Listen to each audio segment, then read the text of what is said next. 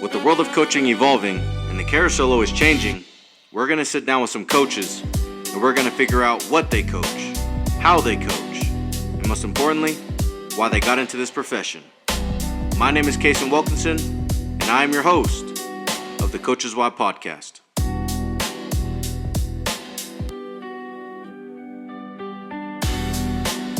I didn't know if I was going to talk about this, to be honest with you, but it's interesting to me because New Mexico just came up with that in-state transfer rule, basically, right? Like the New Mexico transfer portal, basically. So what's that going to do for New Mexico, not only in wrestling, but as a state, when it comes to, like, obviously allowing transfers in their high school career? I think it's could go both ways, right? Could be a positive and a negative, right? For me, I'm not looking too much into it, right?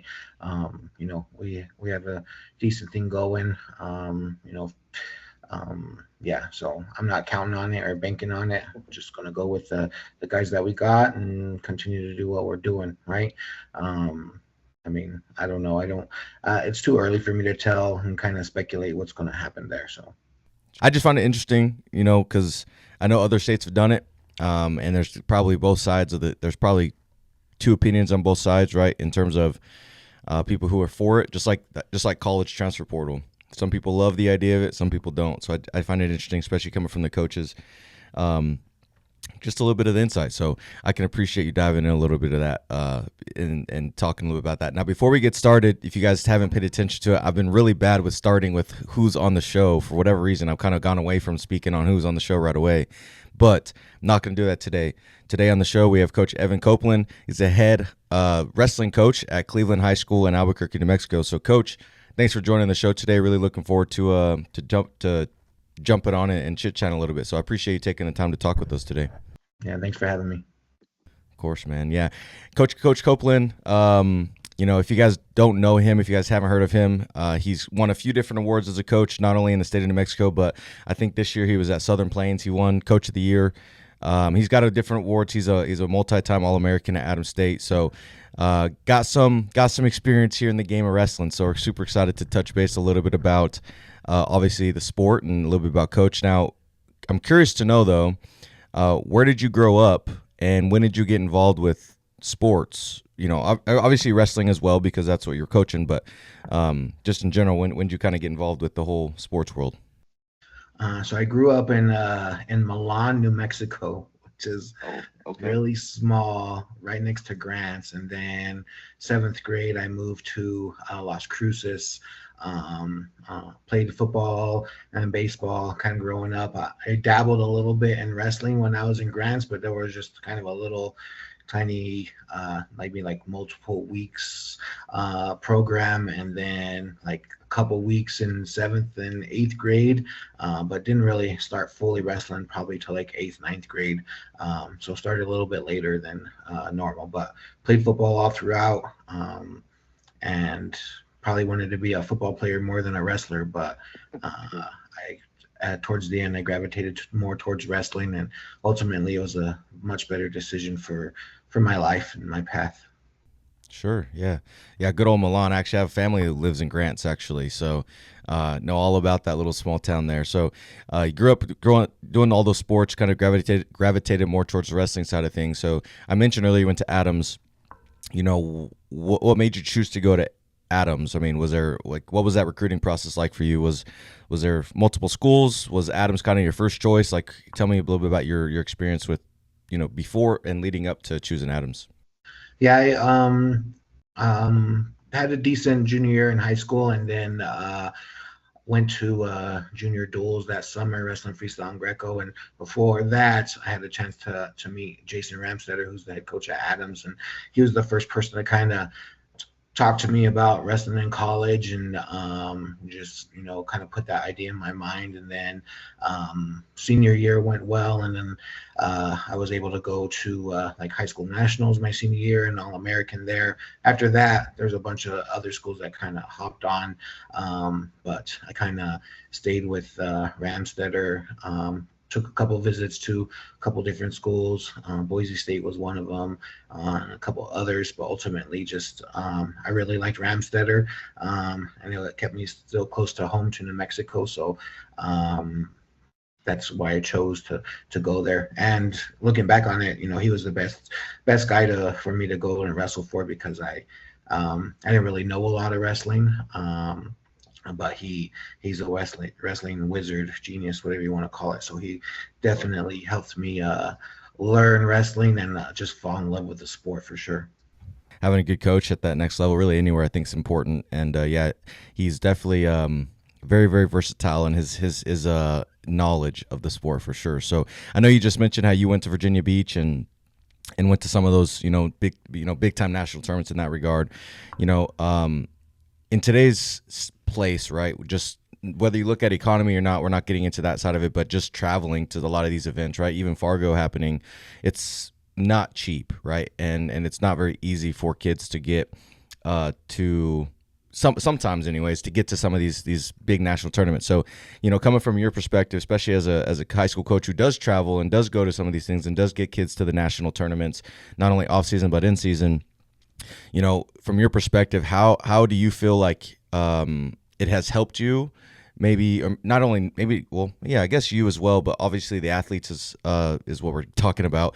Kind of not only be seen and help them with the idea of maybe getting to that next level, like you talked about with Coach Ram. Do you feel like you've seen that it has been beneficial for these kids to go to these places, and whatever comes from that, right? Obviously, hopefully, is a positive in the long term. Yeah, definitely. I mean, that's how wrestling is nowadays, right? If you want to go and compete at the high level, whatever level it is, right? JUCO through D1, you have to be able to go and test yourself against other places, all right? Back in the day, there wasn't as many options as there are to now. Actually, when I went to high school nationals, it was in Cleveland, Ohio. It wasn't even in Virginia Beach. Okay. So they've moved it. And back then it was only for seniors. It wasn't through juniors, through middle school. So back then it was a little more prestigious, elite of the elite. Nowadays wrestling's a little bit more popular, and so it's grown, which is a good thing. But I think just giving those kids, especially from New Mexico, those opportunities to go and travel and experience wrestling on a different level, whether they do well or they don't, they're still going to have those as experiences and those opportunities, right? And then if they go one time, they don't do so well, then they can come back and kind of use it as a gauge to motivate them to, well, I want to go to this tournament. I know I'm going to have to train super, super hard. All right. So there's multiple levels of why it's beneficial, not only to open eyes for potential college coaches, but also open their own eyes as well, right? In Mexico, wrestling is kind of like an island sometimes, right? Like there's a lot of really good wrestlers in here in the States. Sometimes they get seen and sometimes they don't. So just trying to provide those opportunities for the wrestlers is very, very important. I think that's you hit it right on the head. I think hit the nail right on the head. I do think it's one of those things where New Mexico, like you said, does have really good wrestling. I think there's a lot of really good athletes coming out of it, but I think we are very far away from a lot of the big tournaments too. So not only that, it takes a lot of strain sometimes to get there, but I do think you're right. There's a lot of motivation to it. There's a lot of positives to it. And I know that this conversation is completely different than club scene, which we haven't even really talked, which like personally, I don't think I've ever talked to you about club scene, to be honest with you. But I know there's a lot of different things in the state of New Mexico and just in today's world with club and travel and stuff like that. And so do you feel like, I guess real quick, just a brief conversation on it, because I'm curious to know on your side, when it comes to the club scene, not only in the state of New Mexico, but maybe nationally, right? Like, is the club scene going in the right direction for not only the athletes, but for what the long-term goal is, which is to get them to be better and obviously get to the, like you said, potentially get to the college scene. I think the reason why I bring this up is because there's a lot of maybe not in wrestling, I can't speak for everybody, but there's a lot of money grabs, right? There's a lot of people kind of doing it potentially for money, potentially just for this, right? They're not actually, there's some clubs out there that aren't all the way bought into just growing the sport. So how do you feel the club scene is in today's market for wrestling? Well, here in New Mexico, There's a couple clubs, right, that are doing very, very well. Um, but I don't think any of those clubs in New Mexico, we don't have the population to support anybody getting rich off of wrestling. It just doesn't Touche. just Yeah. doesn't happen here throughout the state. So the people that are involved with wrestling here in the state, whether with a school or youth program or a club, they're doing it because they love the sport and they want kids to get better at wrestling, right? So Sure. there's a couple here that operate year round. As a high school coach, I don't have any issues. I have kids that go to multiple different places. I'd like for my high school stuff to be the priority. Sometimes that happens, sometimes that doesn't. But as a coach, I can't fault an athlete for trying to go and get better at the sports, outside of what we have planned or what we have scheduled. So if they're trying to get better at wrestling, then I appreciate them, and hopefully they just keep getting better, right? I think, just our population is a lot different than if you go to a bigger state with lots of wrestling where there's clubs and money and competition and all those kinds of different things. So, like I said, we're a little bit different just within the state. Yeah.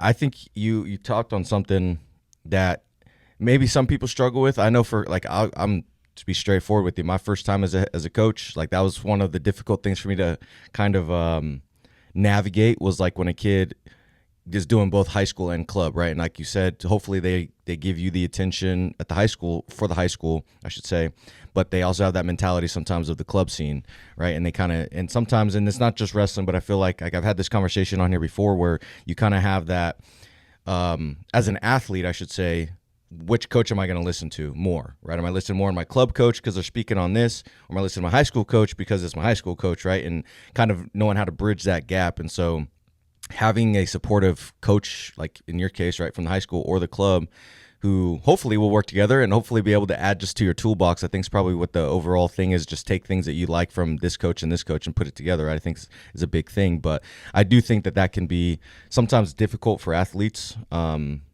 And like I said, I guess my time when I was a first-time head coach was difficult to kind of navigate how to know when to push, when to understand, and kind of put that whole world together. So I guess the more tenure you have, the better you can do that. But I think that is sometimes an area of difficulty, both athletically, but also as a coach too. Whenever you have that second coach in there. Yeah, I mean, and I think as a coach, you're very prideful, right? You got a chip on your shoulder. You want to say that you're the best for every kid. Sometimes that's true, sometimes that's not, right? So stepping back and realizing what's best for each individual, that ultimately should be what our job is as a coach, right? And I don't know. There's tons of wrestling out there. I don't think there's any secrets in wrestling anymore. You just gotta kind of have to sit there and watch and learn those things and listen, right? There's things that are done differently, but there's no overarching secret out there, right? And I think that's what holds a lot of coaches back, is that they think that their stuff is better than the others, which it might be different, might not be better, just a little bit different. So. Yeah. Well, I think like you mentioned too about the whole idea of, you may not be the, like you said, the right coach for, or whatever. You hope you're the right coach, right, for everybody or whatever. But I also think that also goes into the factor of like just the personalities, right? Because obviously they have to buy into you as a coach and be comfortable with you to not only learn from you, be coachable, but have those conversations, right? And so, and whether that's you, but also having the coaches on your coaching staff, I think is also important too. To have multiple different personalities, maybe different backgrounds, different styles, whatever, to kind of come together, obviously to make one great house, essentially, right? And so I think not only, like you said, having the knowledge and be coachable as a coach, right? Being a student of the game to add stuff to your repertoire as a coach, but also having different personalities so those kids can feel like they can talk to multiple people on the personal side is just as important as the technical side of things too. Yeah, I mean, more and more these days, being a coach or having that title, it's not necessarily always about the technique or the X's and O's. It's about relationships and managing those relationships, right? And that's something that, as you get older and you do it more, you realize that, every kid's different, and you got to approach every kid differently, and you have to find ways to connect to them on multiple different levels, right? Not just one, right? So I think there's there's great programs have standards, right?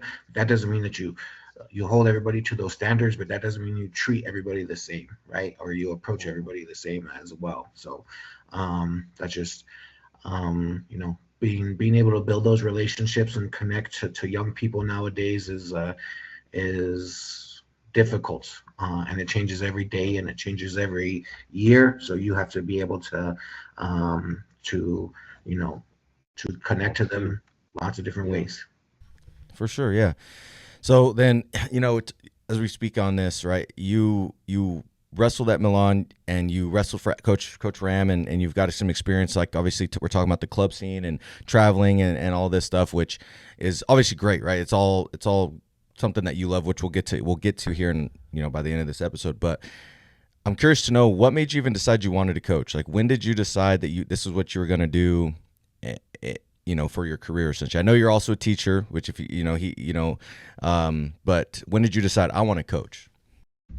Yeah, I think when I was in high school, I had some really good football coaches and wrestling coaches. I played for a really good Hall of Fame football coach named Jim Bradley. So he kind of really had a big impact on my life. Just going through high school and going through some personal things. He was a person there to really help me and just changed me as a person, right? Like if it wasn't for him, him and his program, I wouldn't be the person that I am, and I could have went a whole different way, especially coming from New Mexico where there's lots of distractions. So I really bought into kind of what he was preaching to me, and try to really become the person that he wanted. So without him, I wouldn't be the way that I am.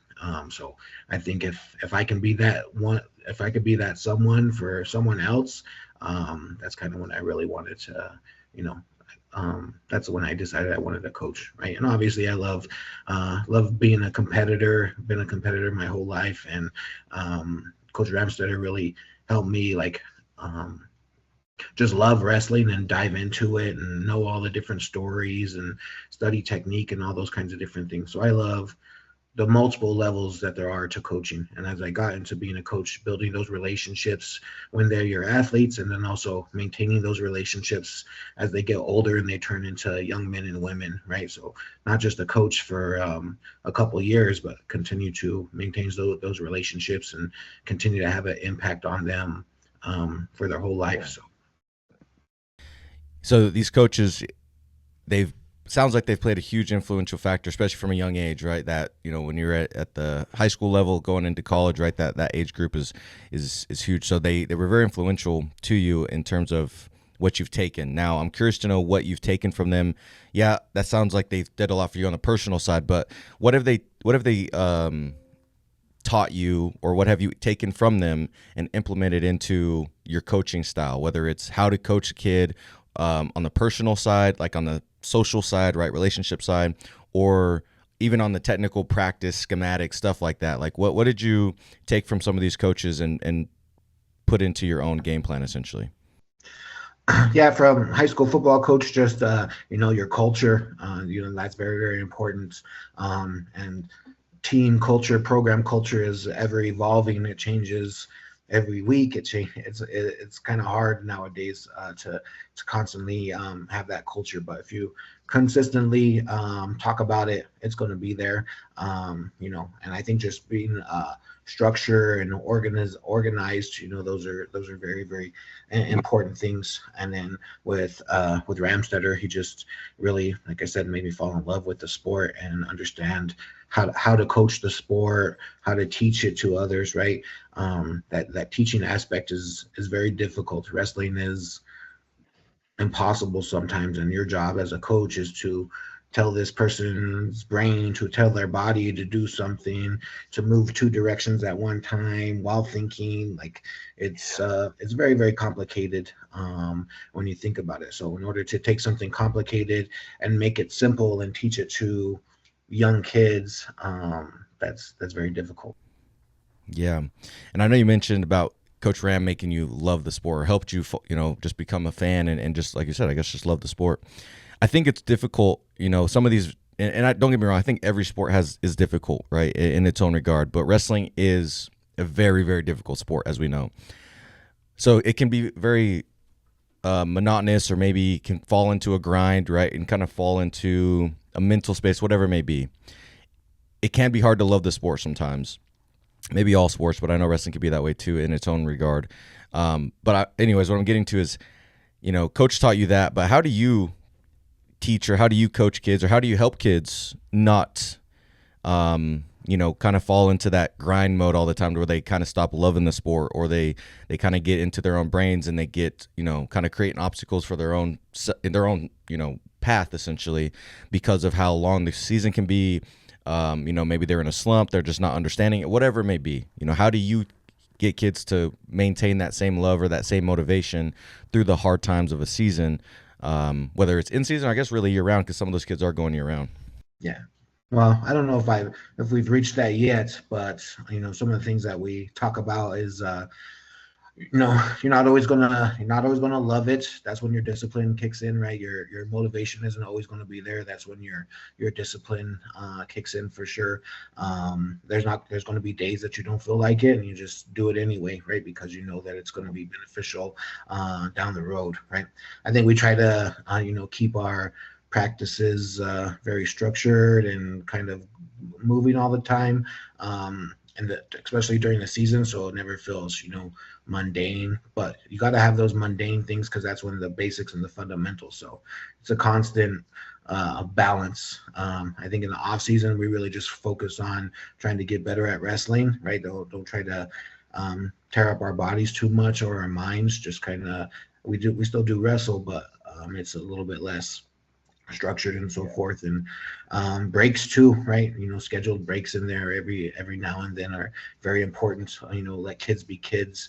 I know I'm a high school coach. I coach 14 to 18-year-olds. They're not professional athletes yet. They're still young. They need to go out there and still have fun and make mistakes and be a kid. So all those kinds of different things. I also, just learning wrestling and learning wrestling history and the stories, right? Like following along. Obviously, social media is great for that. Like go and find this wrestler and figure out what their story is, where they came from. Maybe you're going to relate to them. Know the history of wrestling. Not just the present, but know kind of what you're getting into when you're getting involved with the sport. Kind of helps you. If they find this one story of this athlete, and every athlete has that story of adversity and how they overcame it. Maybe they hear that story and they're like, hey man, that's me right there. I've been right there. They were able to overcome it. So lots of different things. And I don't know if we've reached that, but those are things that we kind of talk about. Yeah, for sure. Like you mentioned earlier about the whole culture thing, about how like you just keep speaking on it, you keep just preaching it, right? Eventually it'll kick and click, and it eventually will become that.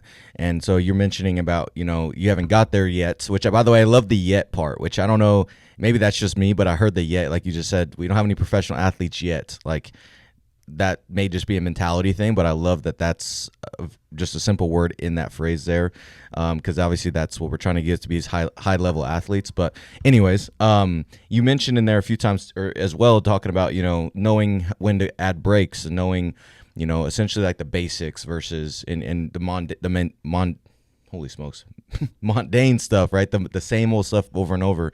I tell the kids all the time too, regardless of that, like I tell them, because they have all these people they look up to, right? Like what the states they're from, they got people that were really high level or whatever it is, and or maybe they get in their own brain, right? Sometimes they look at somebody who's really technically sound, and they kind of get in their own head, like, oh, I'm not there yet, or whatever the case is, right? And they can have that mental space or whatever. But I like to tell people, regardless if it's middle school, high school, college, whatever, it's like if you watch those high level wrestlers, they're still doing the basics. It's just they've made it their own.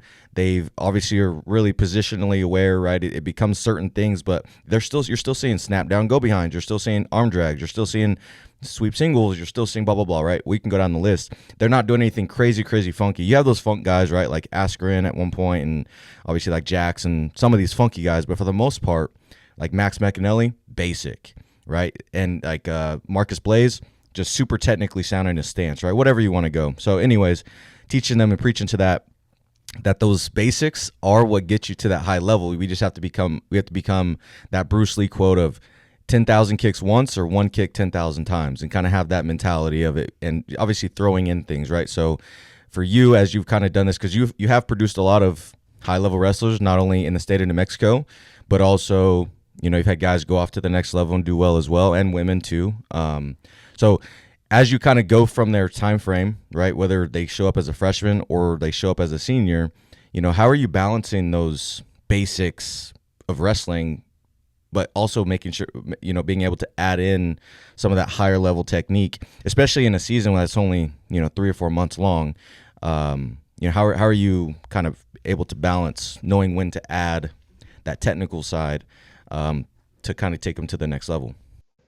I think there's stuff that we just kind of want all of our wrestlers to do, kind of as a base, and then as the season goes on, you just kind of watch each of them and maybe to address it as a whole. If we're all doing something that needs to be worked on, or if not, you'd go case by case on the individual step, right? But there's definitely certain things that we want all of our wrestlers to be able to do. That's kind of that basic level, and then you cater to the to each individual wrestler what they can and can't do, right? I don't know. I don't have a system, right? There's all people always talk about all these wrestling systems. I just do wrestling what I think is right and what I've learned and what I continue to add, and just try to do that, right? I don't have no fancy name for it. It's just, come in and try to get better at wrestling and try to teach you to be the best wrestler that you can be for your body style and for your mindset and for all these other kinds of different things. Yeah, I think that's at the end of the day what matters the most is you have to understand your wrestlers, and the more you're around them, the more you get to see how they're developing, and you can change your programming essentially, right? Your system, if you would. I know it's not really a system like you said, but your programming to accommodate what they're learning as they go. So just understanding your wrestlers and your athletes, I think, is big too. So yeah, absolutely. I love that. So, you've been, which I guess I didn't ask you, how long have you been coaching for? So I just finished my 10th year as head coach at Cleveland, and then I was an assistant under Corey Anderson for 6 years, and then I coached at Adams for 2 years, so 18 years. So 18 years total. Okay, I gotcha. So what are some challenges you faced from when you first started, right, as the assistant at Adams to where you're at now? What are some of those challenges that you faced, and then how have you overcome them to where now they're not so much a challenge, or maybe you just know how to navigate them now that you've just figured out a way? Yeah. Well, when I coached at Adams for those 2 years, I was really just coaching a lot of my friends, right? They were teammates. They were just younger than me, and they had eligibility. So, and a lot of them were much better wrestlers than I was. So I was just there to kind of help them and serve them, right? Like, I know I wasn't going to teach them anything wrestling wise, but I could go and be a good partner for them, or I could, make sure that they had everything that they needed to perform, right? So I think those 2 years I really learned just to serve, right? To serve others, right? And then when I came to Cleveland, I still didn't really know how to coach, right? I knew wrestling, but not necessarily how to coach. And then Coach Anderson, Corey Anderson, he really helped develop me into a coach, and I learned a lot about how to be organized and how to structure things and how to be a professional from him. So he was probably much like Ramstetter was the best person for me to go to learn wrestling. Corey was probably the best person for me to be a mentor in the coaching world. So, and I still talk to him every day. He coaches in Arizona. I still talk to him every day. And then 10 years as a head coach, I definitely made more mistakes than good decisions. And you just make those mistakes, and you just learn how to roll with it, and just try to be better than the next day, right? Like we'd be here all day if I talked about my mistakes. But I think as a coach, can't be afraid to make those mistakes. Can't be afraid to take risks, right? We're asking our athletes to take risks, right? So as a coach, you kind of got to do the same thing, whether it's traveling to a tournament that's very very difficult, or trying to host this big high school tournament in New Mexico, right? That's a big risk. But the more risks that we take, they eventually pay off one way or the other. For sure. Yeah.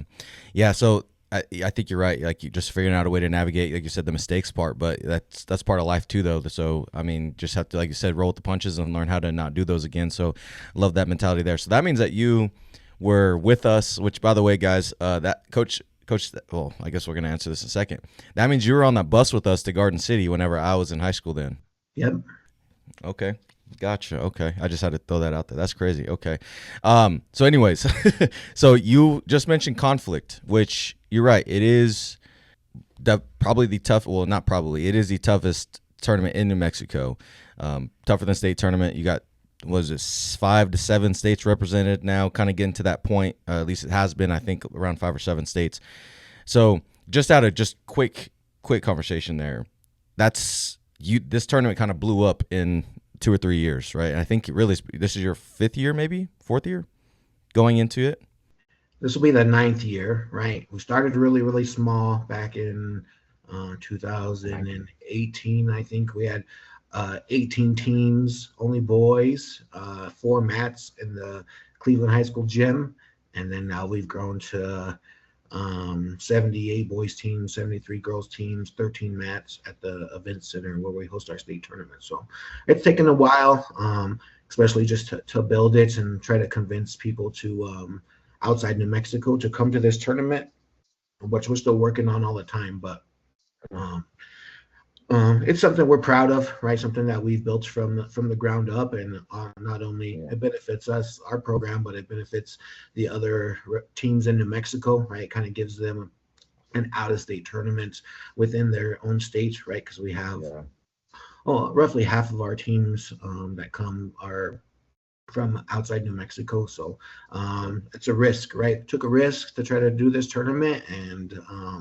it's paid off so far. So. Is that just kind of a testament to consistency, like just not wanting to, not wanting to let the tournament die, which obviously no one wants to do, but obviously like you started it in 2018 and just stayed consistent over time. Like I guess what I'm getting to is like what's been the biggest reason do you think that you were able to grow from 18 to 70 plus in that time frame? Like I said, consistency. What was it? Yeah, I think consistency, and we got a great group of people that help with the tournament, right? Coaches that are there for 3 or 4 days straight. They're doing anything and everything. Great group of assistant coaches.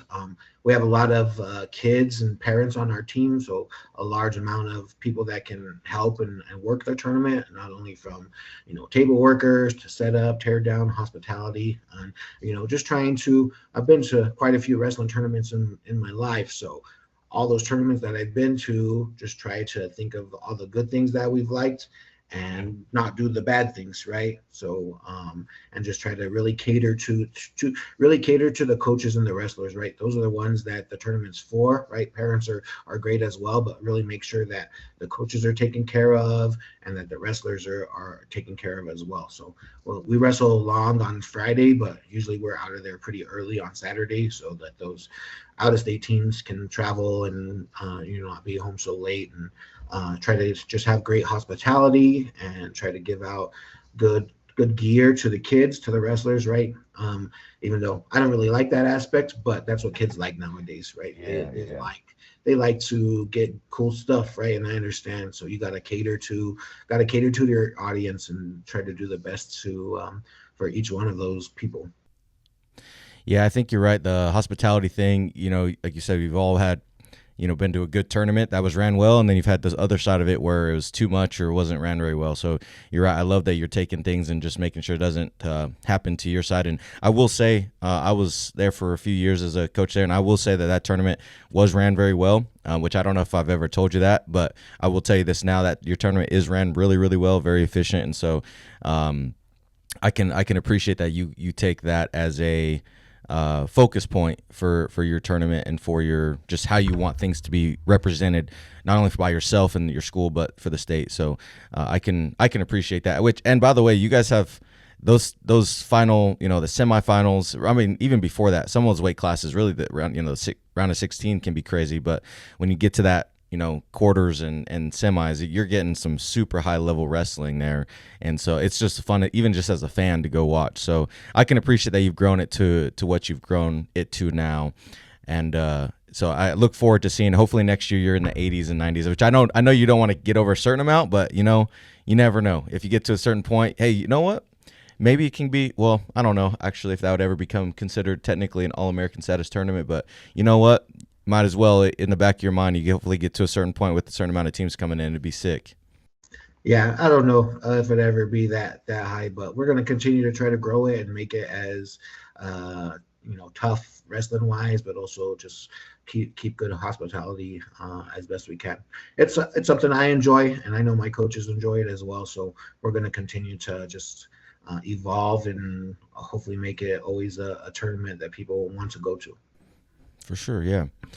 So you've been in the game for a while, right? Wrestling-wise, also coaching-wise, and I'm sure you've seen the wrestling evolve just in general from even when you started to now. So what do you feel like are some, or you can answer one thing, I guess. What's an overrated drill or technique in the sport of wrestling? And then contrary to that, what's an underrated drill or technique in wrestling? Overrated drill. Or technique. I'll say headlocks. Okay, my guy. Okay, yeah. All right. And an underrated one would be headlocks. Okay, yeah. Okay. I just said this not too long ago. I think I don't know if it was a wrestling coach or not, but I just said it not too long ago. I said headlocks, man. They are. I was right there with you. I like that. What makes those overrated and underrated in your opinion? Sometimes sometimes people can rely on them too much and not learn the other parts of wrestling. And then it's always good to have a good headlock in your back pocket just in case you need it, especially a lefty. Lefties are very, very fun. That's for Coach McBarego right there. He's a lefty guy. He's a big lefty guy. Okay, I like it. All right, so headlocks, I like it. So as you've spent time, right, just in the world as a coach, I should say, you've had to communicate with a lot of parents, and you've had to deal with, like, you've talked about standards, and you've talked about some of these things that you've created, right, culture, things of that like that. But how do you communicate expectations and we'll just start there, I guess, with parents and athletes? We have a kind of a team book that we kind of put our expectations and goals and values and everything in, and review that with the wrestlers, and also review it with the parents, so like they kind of know the expectations and everything that they're held to, and just with the kids, I think mostly you communicate it with the kids so the kids can go home and take it with the parents, right? Like we have great parents at Cleveland, and they do a lot, but I coach their kids, right?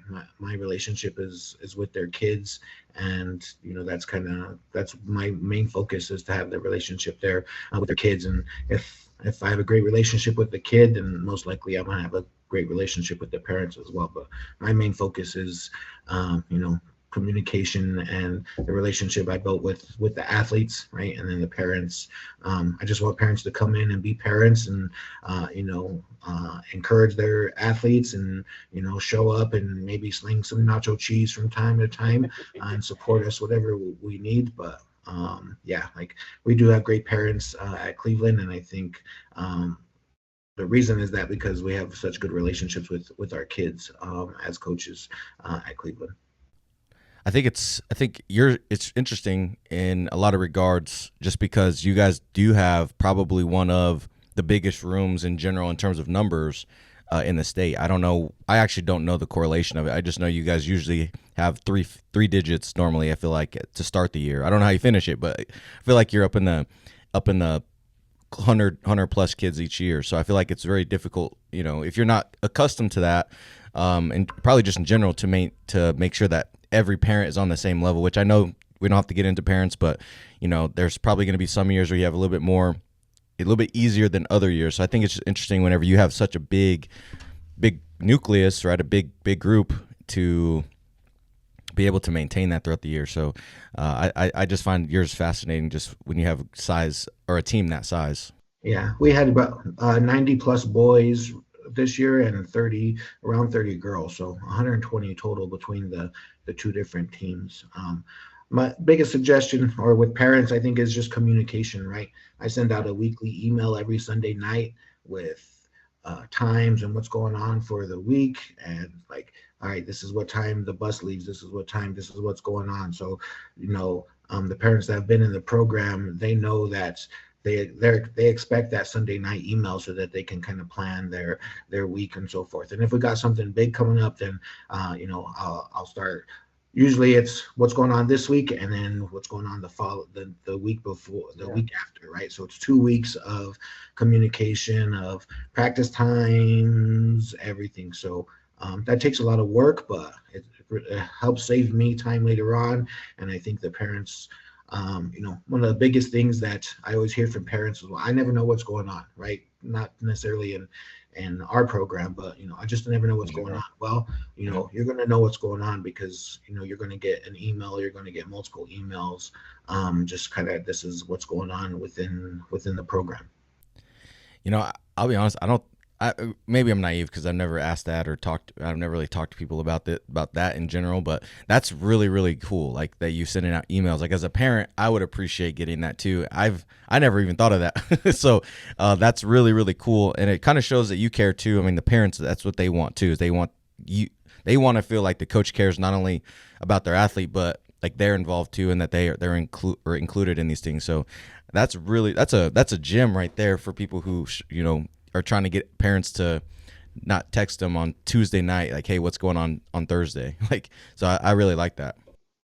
Yeah, that's just kind of something that's evolved over the couple years, and just it takes a lot of time, but it's time well spent. It's beneficial. So as you spent time, like I guess referencing this big of room, right? Like you got 120 kids, you know, and not obviously not every one of those guys or girls are going to be varsity, right? So, how do you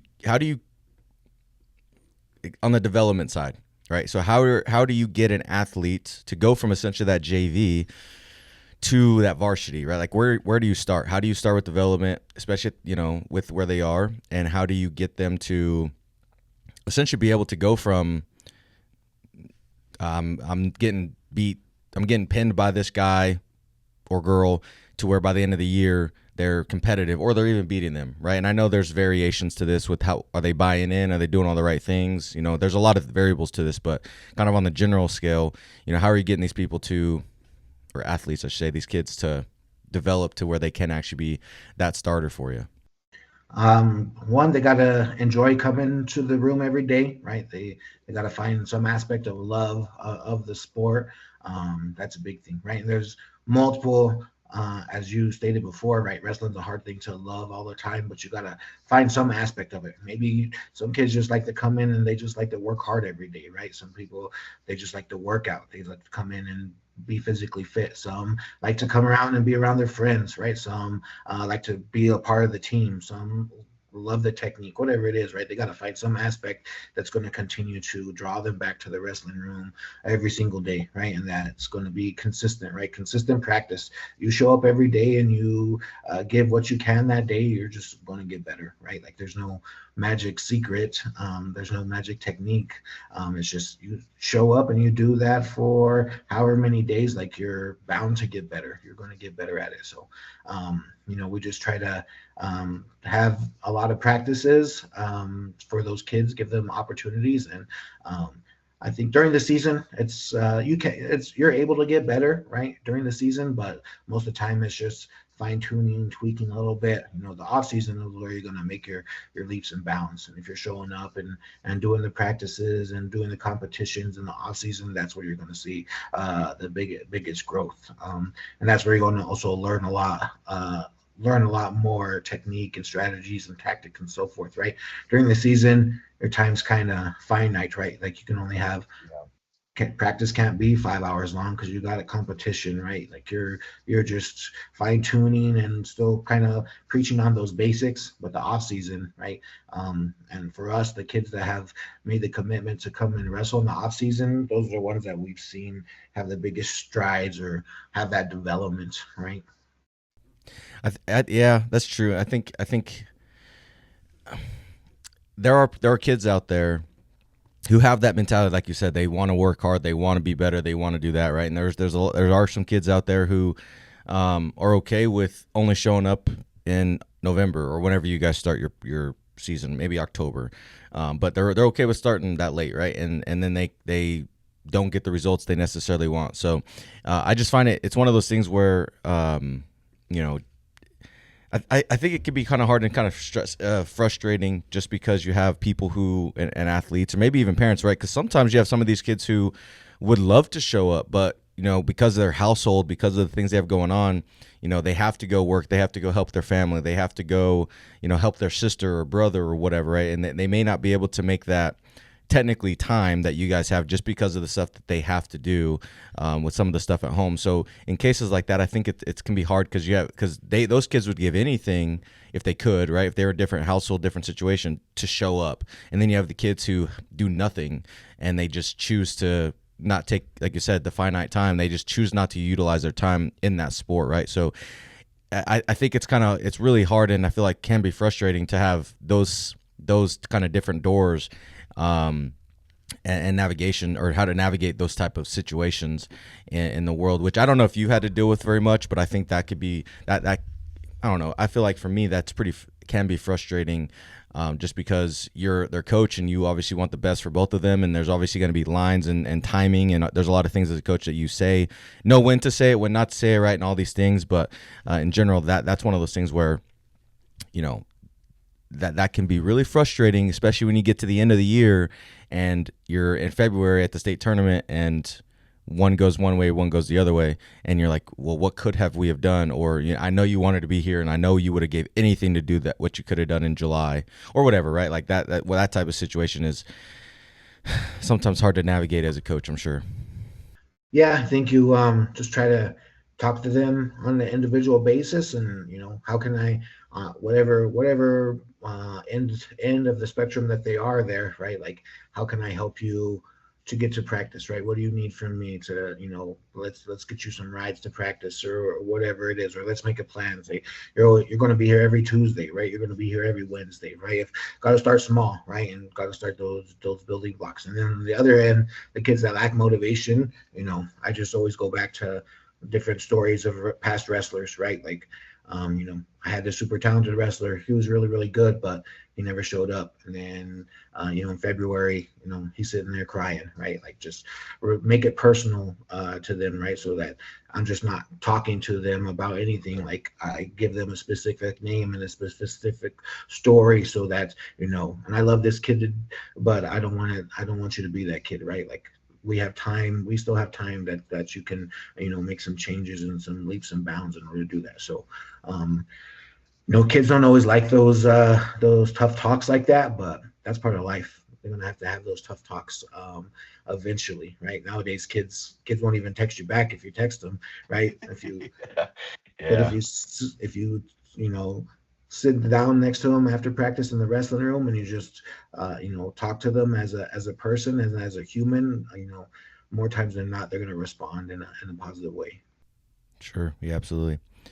So you just talked about, I guess you have kind of mentioned a few times, and I have as well, talked about kids who have had a chance to go off to the next level and have worked hard to get to that position and are able to go. You have a few kids this year who are going to the next level, boy and girl, right? Both of them are going to the next level. But I'm kind of curious to know, because I think I might have talked to you about this, like with my time, like whenever I was, whenever I got into coaching, I first met you, I talked about going to Adams or whatever. And, obviously on the college side of it, when I talk to a college coach or just call it collegiate coaching, I talk to them about recruiting and how they're finding athletes and stuff like that. But I'm always kind of curious to know about the high school coaches' influence in terms of that, right? And I think I might have mentioned my experience in the past. Like whenever I first got into it, I was sending out emails, making phone calls. Like I was trying to get some of these kids to that next level, and I was putting in a lot of work to try to at least get them seen, right? As we mentioned, New Mexico has a lot of talent. Sometimes they're seen, sometimes they're not. And so long story short though, you have to put in a lot of work to get not only to be recruited as an athlete, but also to as obviously collegiate coaching, trying to find kids too. So from your perspective and just in your time frame, right, from when you first started to now, what are you doing to get kids seen? Like what's your play essentially as a coach to help kids go to that next level, outside of taking them to these tournaments to be seen, right? What are you doing from your office or from, New Mexico to help with that process? Yeah, the first part is definitely a competition, right? Obviously, like if you want to go D1, you got to have the results and the accolades to do that, right? And most of the time, like those D1 coaches, they're gonna reach out to those kids if they feel like it, right? Other than that, as a coach, just try to make sure that their grades are where they need to be, right? Especially if they've shown interest, right? I think that's a big thing for lots of coaches. Grades are important, obviously, to get in school, but also it just shows the coach that you can care about something outside of wrestling, right? Like if you have good grades, that means that you obviously care about it enough to maintain that. And then just from New Mexico, a lot of coaches, all levels, they're probably just not going to come to New Mexico or reach out to people from New Mexico. So you got to kind of recruit yourself, right? Like you gotta do the work and send out the emails or make connections. And the more that I do this, it's not necessarily those emails. It's just who right? Like, hey, like I know this guy, I know this coach. Can you text this coach and put in a good word, right? Like it's just word of mouth most of the time because a random coach just emailing a coach. There's some coaches that are great that'll email back, but there's many that just don't. But if they know somebody, if they can make that personal connection, like, hey, this guy, I know this guy, they have a good program, or this coach, et cetera, most of the time those kind of references or those connections are going to go farther rather than filling out the recruiting questionnaire and sending an email and so forth, which we do that as well, right? But the most successful times has been personal connections, right? From high school coach that I know, and that high school coach knows a college coach, or et cetera, things like that. Yeah. And I think for one, I can appreciate that that's something that you agree, like that word of mouth, right? You build that trust between not only the college coach but the high school coach, right? So they can college coach knows what they're getting normally from that program, but you also trust that coach because you've seen what they've done or them, right? And so I think that's obviously a big thing. But I feel like in today's world, right, with the whole D1 or bust mentality, sometimes not everybody has that mentality, but some people do. It can be, there's kind of a wall sometimes, right, with some kids who, and don't get me wrong, some kids may be able to go D1, but their grades aren't there, or they had a bad impression of one match, or whatever the case is, right? There's variables on why they should go high level, and some cases where they don't. So, it's one of those things where, as a coach, regardless of what level you are, when you talk about this recruiting stuff and trying to get kids to understand that there are different levels, like you've mentioned, from JUCO to D1 and everything in between, right? It's an opportunity, but there's still sometimes that wall that only way to break it down is by conversations, right? And so are you doing that a little bit from your perspective, like kind of just talking about opportunity no matter what, or are you kind of helping them navigate based off of where they sit talent-wise to be like, yeah, I really think that you could go D2. I really think you're a D3 guy. You really think you're a JUCO guy or girl, right? Or whatever the case is, right? Like what are those conversations like, especially whenever a kid sometimes gets that situation where it's like, man, I'm only getting talked to by JUCO and D2 guys or whatever, D3, it doesn't matter where, and they thought they were mid-major D1 or whatever, right? Like that type of conversation, I think only way to break that wall down is that. But in your experience, what has that kind of been like for you when you might have that kid who may be disappointed in some of the initial conversation pieces they've had? Yeah. Well, I think there's levels to everything, right? And Sure. D1, the D1 level is the highest, and I think D1 wrestling is very, very high level, no matter where you're going, right? No matter where you're Yeah, going. And absolutely. nowadays with roster caps and all those kinds of different things, those are all kind of different things to navigate. So never want to not support a kid's dream, right? But also you've got to be realistic. So I kind of the advice I give to those kids is, pick a place where it's going to be that you're going to pay the least amount of money, right? Sure. Yep.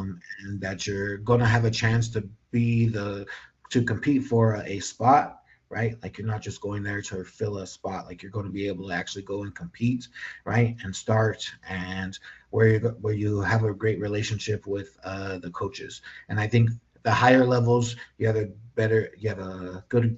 good relationship with the assistant coaches, because those assistant coaches are going to be the ones that are working with you day to day. Not that the head coach doesn't, but they got a lot of other things that they have to manage. So those assistant coaches, those are the ones that are going to kind of be developing you. And if you don't like that person, then it's going to be a hard year or 5 years or whatever it is, right? So go to a place that you're going to spend the least amount of money, right? That's going to cost you the least, and where you're going to have a chance to compete, and you have a good relationship with the coaches. So no matter the level. Yeah, for sure. I think that's also a big thing too. Um, I love that you tell them about, yeah, financially that is what it is, but I love that you talk about the chance to compete in the relationship with the coach, because like you said, if you don't like where you're going, you're going to hate being there. And so kind of having that as a main point of it, regardless of what level it is, I think is really cool to hear that that's something that you are pitching and talking to your athletes about in that regard. On the recruiting space, this, or not really recruiting space, but this is just a quick. I was going to ask this earlier, like first one of the first questions, but for some reason I blanked it, and now I'm here. I'm curious because like New Mexico wrestling has come up from, it's becoming more and more competitive, right? And obviously there are some consistently good programs in the state, and historically, like big school, small school, right? There's a lot of really good programs. But as a whole, as a state as a whole, I feel like we're sometimes misrepresented. I say we. If you guys don't know, I'm from New Mexico, so that's why I say we. But anyways, a little bit misrepresented sometimes on that national scale, because we don't take everybody to Fargo. We don't take everybody to national duels, and some of these places don't produce, or don't have their athletes go with Team New Mexico to these big national events, which sometimes is financial, sometimes it's just that's not what they're doing. So being part of Team New Mexico, you, Coach Mack, I know Coach Two down there, and then anybody else who's involved, that I apologize if I'm forgetting who's part of Team USA or Team New Mexico, but how do you feel New Mexico stacks up right now? This is kind of a hot question. So there's some fun questions at the end that I usually like to end with. I usually like to start with some, but this one was going to be one to start with. But I was going to say, where do you feel like New Mexico stacks up? Obviously, 50 states. In your opinion, where do you feel like we're at, and what's our trajectory right now as Team New Mexico goes deeper and deeper and more and more? Yeah. Well, this year for Fargo, we're sending 42 kids, 24 boys, 18 girls. That's the most that we've ever sent to Fargo for New Mexico. So our participation is up. The girls, we sent a junior girls team to Indiana this year for the junior girls. That's the first time we've ever done that. So that was a big step. Coach Two and Coach Borrego, they were instrumental in that. Coach Benavides as well. So we're working on the participation aspect, right? There's right, folk style versus freestyle versus Olympic styles, right? That's the thing, right? Like I think Yeah.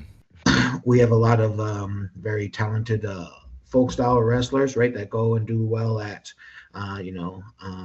individual tournaments, and that go and do well at like USA Folk Style Nationals, preseason nationals, Virginia Beach, right? We have all Americans and finalists and so forth every year. There's some very, very talented wrestlers there, right? When it gets to the Olympic styles, that's where it changes a little bit, and it's just lack of just participation, and lack of participation there in the spring and the summer for those styles. And yeah, so we're growing, right? We're growing and trying to get better on that aspect, right? If you're trying to go high level D1, right? Like You're probably going to need those freestyle results, right? You need to gonna need to go to Vegas in April and wrestle at the Open. You need to go to junior duels and beat somebody big there, and you need to, have to go to Super 32 and do well there, right? You have to do all those high levels, right? So like this last year, we had a couple. I think we've had three boys that are going to go D1. Elijah Goronsky from Volcano, he's going to Bakersfield. Valentin Papaduke's going to Iowa State, and then Roman's going to Utah Valley. So those guys, somewhere along the way, they've had good credentials, right? So we can produce those high level wrestlers. So overall, I don't think we're not number 50 in wrestling. Definitely not. Yeah, Definitely.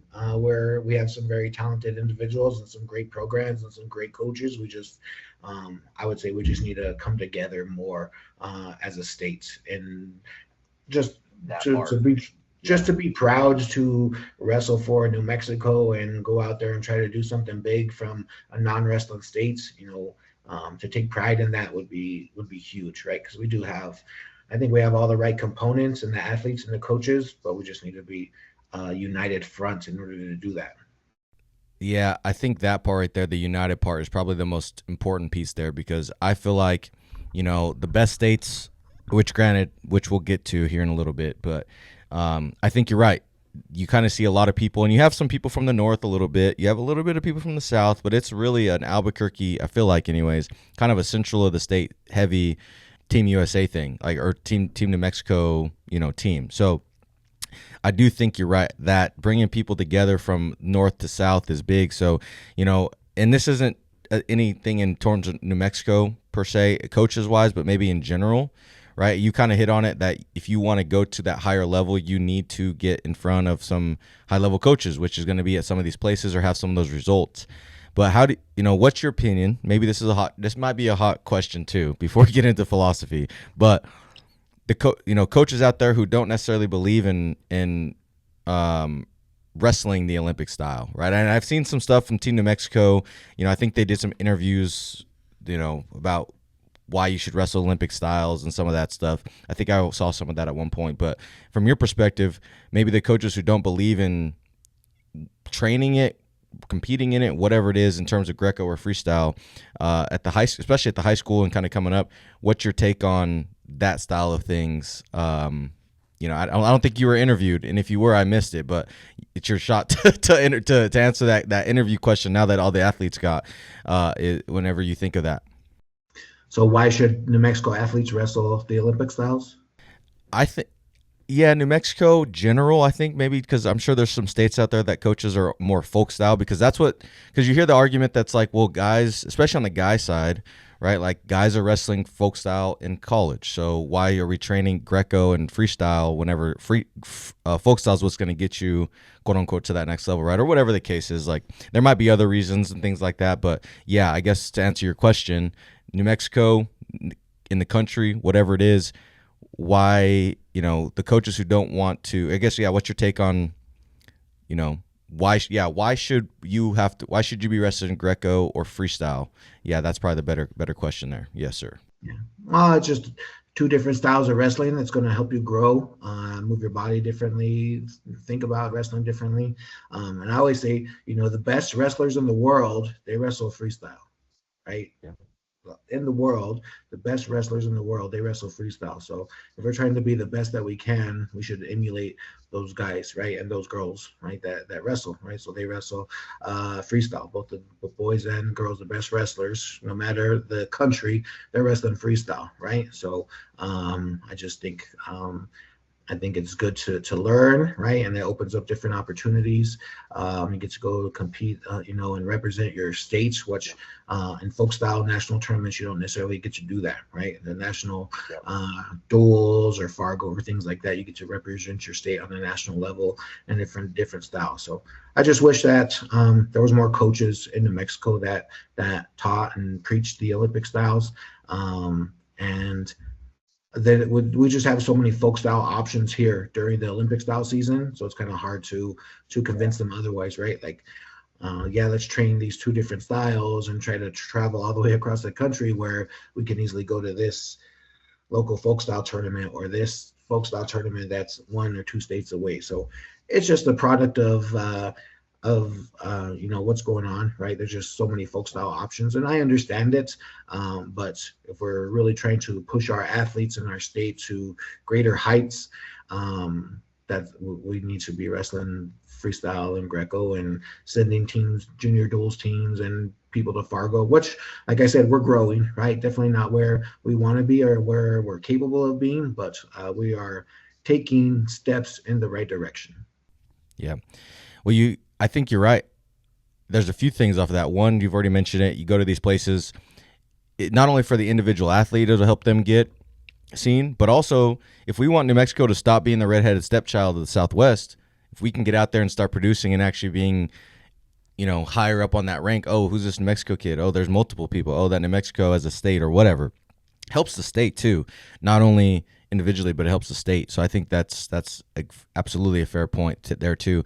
But it's interesting though, like you're saying, all those styles will help you in each style, right? Like freestyle, there's things in freestyle which I know it's technically different in folk style, but the mentality of freestyle will help you in folk style. Folk style stuff helps you in this. Greco helps you in this, right? So that they're all interchangeable, even though they're completely different styles. They are interchangeable in some characteristics to help you become better in the style you want to be good at, right? So not only to get us to that next level as a state and stuff, but also individually, like the styles themselves will help you become just a better wrestler too. So having that in your toolbox is going to be more beneficial than you may think as well. Yeah.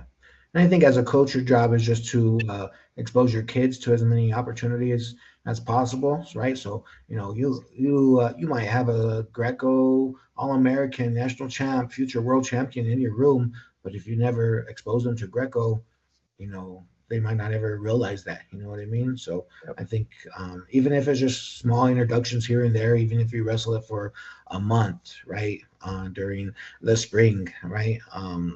Yeah, it takes a lot of time, and you gotta coach it a little bit differently. But if you don't know anything about those Olympic styles, then reach out for help, or watch a YouTube video, or you know what I mean. Like there's plenty of ways to get better at it. Right. I think the biggest thing is just the folk style options, right? Like as a coach, like, well, why am I going to do this completely different style when I have all these tournaments that I could get my kids ready for and things like that. So it's just different opinions. Nothing, not Sure. One's not right or wrong, just different. Sure, absolutely. Yeah, I love that. So now we're gonna get to the philosophy questions here. One of my favorite.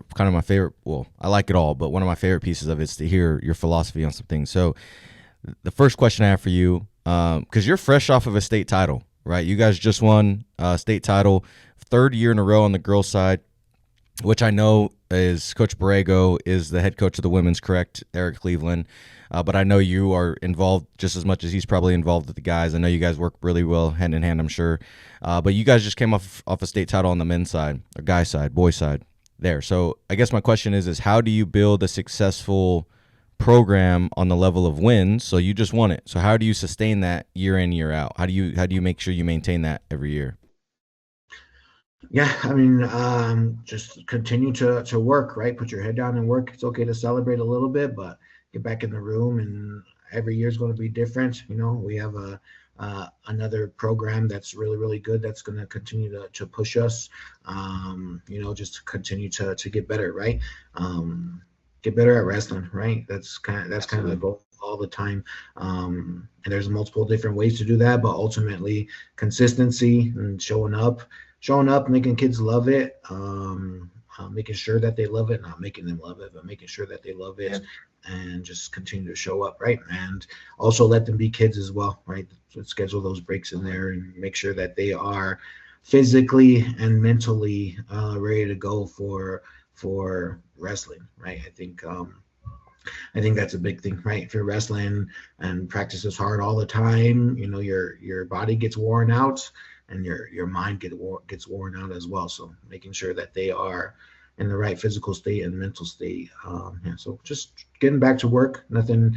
I don't think nothing really needs to change. We were second the 2 years before that we won it, and didn't really change anything. Just kept kind of preaching what we've been doing, and knew that our philosophies were aligned, and just takes time, right?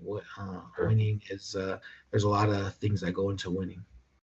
Yeah, wrestling. Yeah, and especially in the wrestling world, which if you guys who are listening are not really into or know much about wrestling and how team points work and stuff like that, I'm referencing this because, like you said, that you're right. There are a lot of things that go into it, and a lot of things that you have to have go your way in order to win a state title. Because individual points matter, and a pin versus a tech, that 1 point difference or whatever, right? Those things matter eventually. But also, what everybody else is doing, how their tournaments go, will also dictate how you do a little bit as well. Sometimes, not all the time, but sometimes. So, having that, like you said, mentality of just keep pushing no matter what, find a way is great. So I can appreciate that that's something that you preach. Like you said, you didn't change much, so I can appreciate that.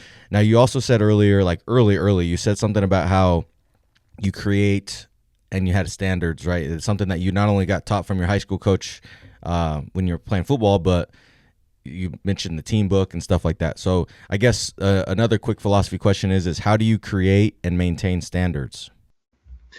So kind of three things that we live by and kind of talk about all the time is, number one, do things the right way, right? Mm-hmm. That's your character, right? And then work as hard as you can for as long as it takes. That's work, and then get better every day, right? So development. So we kind of preach character work developments, all the time, and we don't want that to just be to wrestling, right? We want that to be to their life, right? And one of the things that we say all the time is that wrestling mirrors life, right? The things that we do in the sports on and off the mat are going to help set you up for a successful life. So ultimately, like, my biggest goal as a coach is just to make better people through the sport of wrestling. And that sounds cliche because I think everybody kind of talks about that, but ultimately that's what I want as a coach. I think that's what we as coaches at Cleveland and the program we want. We want to make people better people through the sport of wrestling. For sure. Yeah, I love that you say that you like that first, like what you said, three things, right? And the first one you said is do all the things the right way, right? And which I never told you this, but actually I was actually talking to one of your athletes my last year coaching there in New Mexico, not last year but the year before.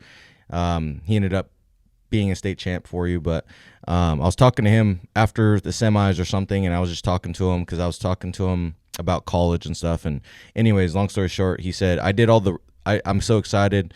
I did all the things the right way this year. Like, because previous years he might have been successful, but he apparently wasn't doing all the things the right way, or at least he didn't feel like it. And so he told me, yeah, man, I'm so excited because I did it the right way this year. Like 8 right, blah, blah, blah, grades, whatever he went into. And so it's kind of cool that, 2 or 3 years later, you are saying that that's what you guys' mantra is, which I'm sure they preach on it outside, but, it just kind of came back to that conversation with that kid because that's what you just mentioned. So it sounds like you not changing anything and you just sticking to your foundation is what's going to get, like you said, that culture where you want it to be. If your kids can speak on that to everybody publicly to say, yeah, I did it the right way, and then it hits this, right? Like it goes a long way, like you said, in life too. Hopefully he took what he learned as a freshman, sophomore, whatever he is at the time, to where now he can take that to what if he's in college or if he's in life, whatever. Like hopefully that maintains. So anyways, I'm just kind of giving you your flowers. It sounds great that you said that, but it also correlates back to that conversation I had with him. So that's awesome to hear. So maintaining those 3 standards, which you live by, and just hammering them every day is what it sounds like is how you create or how you maintain those things. Yeah, definitely. And just have making a positive environment, right? Like, people want to come to the wrestling room and be involved in it, which I think our numbers speak to that. But also, we have lots of kids that come back every year, right? Our retainment is pretty high. And, we have lots of alumni that stop by all the time as well. And they just want to come back and be in the room and be around the coaches and the team and so forth. So I say it's a special place for special people, right? Like, don't take this room and this program for granted, because not everybody could do it and not everybody wants to be around there. So it's a special place for special people. You guys have some really good. Not only coaches, but you have some really good alumni coming in too. I actually wrestled with Fish that you guys got there, Dylan. He was a few years younger than me, but he's there, right? But you guys at Cleveland, just in general, your alumni, you have a lot of really, really good people. So I love that they like to keep on coming back, and I think that's huge. So as you've spent time, we've talked about, I guess, kind of the buy-in from things, but I guess my second to last question for you is on the terms of culture, right? You've talked about that over and over, or how that's something that you guys try to preach and try to maintain. So anyways, how do you build a successful culture on the level of buy-in, and how do you maintain that over time? Which sounds like you're just kind of hammering it in all the time, living by it, preaching it is kind of what you've mentioned a few times, but is that pretty accurate? Is there anything else that you feel like that you guys have done to maintain that buy-in in terms of your culture? Yeah, just talk about it, live by it. Shout out the kids that are doing it right. Like with wrestling, it's very results driven, right? Like we're very results driven in wrestling. Like, oh, you won this tournament, etc. But try to give shout outs to the kids that oh, hey, you guys got good grades this week, or you worked really really hard in practice this week, right? And sometimes you do that publicly, or sometimes it's just, hey man, like you're working really really hard. Like you just go up to that individual kid and try to do that to as many as possible. Like tell them the good things that they're doing, right? Whether it's publicly in front of the team or individually, so that they know, right? So kids nowadays, they don't always see that they're getting better, right?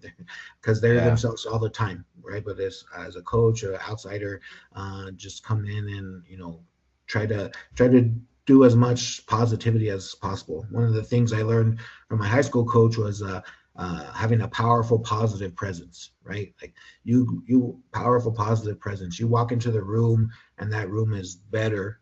Whatever room it is, that room is better because you're in it, right? Because you're spreading positivity. You're just doing things the right way, right? And it just oozes from you. I think those are kind of things that we kind of talk about and preach. And as a coach with culture, right? Like I don't think you're ever gonna be perfectly, or at least this is how I feel. I don't feel like the culture is always where you want it to be, right? Like there's always something that can be worked on, right? But as long as you identify those areas and you put time towards it and that it needs to be addressed, I think that's the beauty of it, right? Is that your culture is never where it's wanting to be, because you're always trying to get to that next level or get to that next step. So that's how I feel. Like I think we have a good team culture, right? Trying to make it great, obviously, is a daily and weekly, monthly, yearly thing that we're constantly working on. Absolutely. I love it. I love that. So my final question for you, it's actually the name of the show. It's why do you do this? What's your coach's why? Yeah, I kind of mentioned it. Just to make better people through the sport of wrestling, right?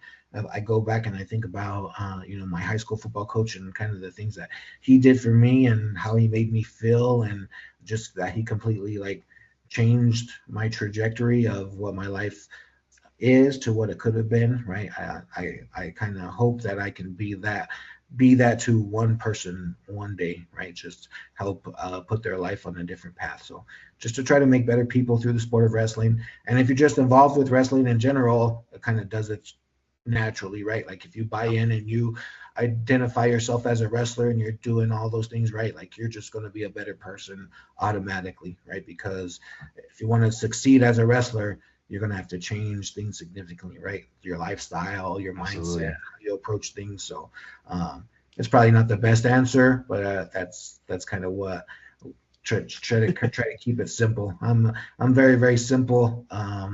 You got me to talk about things that I usually don't talk about. So kudos to you.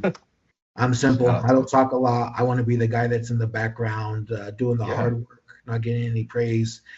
I wear a black wrestling t-shirt every day. I'm very simple, and you know what I mean? I do. And you know what, though? So two things. One, the why, like you said it might not be the best answer, but that's why you do it. So regardless of how long, how extravagant it is. That's why you do this. And your second part of that, talking about the talking piece, which is why I was so excited whenever you left at Southern Plains this year, is when Coach Copeland decided to say, yeah, I'll do it, before he was walking out and left. So I was super excited for that, because you're right, you didn't talk a lot and I talk a whole lot. And so, yeah, I mean, for one, I appreciate you actually coming on here and talking. Like you said, like you weren't expecting necessarily that's not who you are, but I don't know. I've always just been intrigued. Like you've been successful at the college level, successful high school coaching, and so I appreciate you actually opening up and talking. But yeah, I mean, being simple, sometimes that's what people need to see. Like, you have the vocal leaders in your room probably, and then you got the people who just show up and work hard and they don't really talk. They kind of lead by example, which, it's not to say either one's better or worse, as long as they're both putting in work and they're both doing what they're supposed to do. So in your case, you might not be talking, but proof's in the pudding. So, I don't think there's a right or wrong way to how you lead or who you are as a person. Yeah, definitely. I would say lead by example would be a good description of me. I just want to do the work, and no job too big or small. I move mats, I mop the mats, I do all that kind of stuff. Just because I do the work that needs to get done when it gets done, no matter it's not my job or anybody else's job. It's just work that needs to get done. So. Yeah, I love it, man. That's awesome. I think that's sick. So, final few questions for you. This is the fun few questions. Kind of the fun, I guess, the fun random questions I got for you. But before we do that, if you guys are still watching this episode, if you're on YouTube, make sure you guys hit that bell, like, subscribe. If you guys are an audio listener, make sure you guys leave a review, hit those stars, but say what you got to say. But say it with your chest, because Coach and I want to hear it. Coach, I got a fun few questions for you. Number one, what's the best wrestling style in your opinion? This is all your opinion, of course. What's the best style? All of them. I don't have a preference. I don't have a preference. I spend a lot more time coaching folk style, but I love coaching freestyle and Greco. I love watching freestyle wrestling. So I just like wrestling. I don't have a preference. You're right. I do see you post. You're watching every style wrestling. Anytime it's on Flow, I see you. Maybe not so much anymore, but there was a time where you were posting a lot of times. You and your kid. He was a baby at the time, but he was sitting there. Is it he or she? I can't remember. I have a son and a daughter, so probably both. Okay. Maybe it was both then.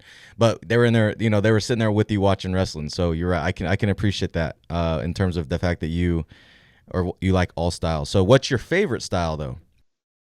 My favorite. You don't really have a favorite, because you said. The best style, favorite style. No, all right, fair. All of them. I like it. So, what division is the most entertaining to watch? And in terms of so like Division 2, Division 3, Division 1, JUCO, NAI, anything you've ever watched? D1 is obviously the most fun to watch, just because of the talent level, right? But I watch D2 duels every year. I watch a D2 tournament. That D2 tournament is unpredictable, right? I watched, I think not last year, but the year before, I watched a D3 tournament, and they had a great team race, right? So I just like watching good wrestling, no matter the level, right? If you're able to go and wrestle at the collegiate level, you're talented, and there's lots of things to watch. NAIA, like I love the Life View and Grand View back to forth every year, right? So I watch just a lot of wrestling and international wrestling as well. All right, I like it. So, who's your GOAT in the sport of wrestling? Any, yeah.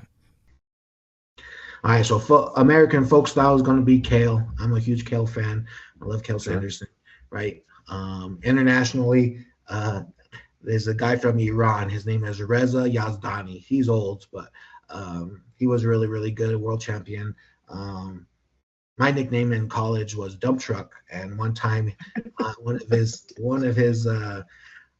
of the commentators described Reza Yazdani as a human dump truck. So I kind of early on I made that connection. So, but he very similar style, and he was really good, world champion, and so forth. Yeah. Okay. Yeah.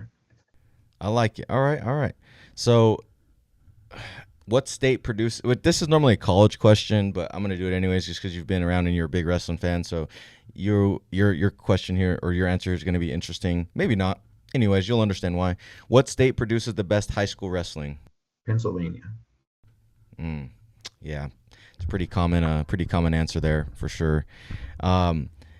What do you still feel that way on the women's side? Which I don't know if you pay attention as much on the women's side as much, but do you think the women's is the same?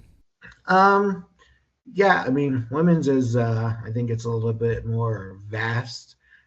Sure. But you have, obviously, there's really good Pennsylvania women. There's obviously California is very, very good. Texas is very good in terms of women wrestling.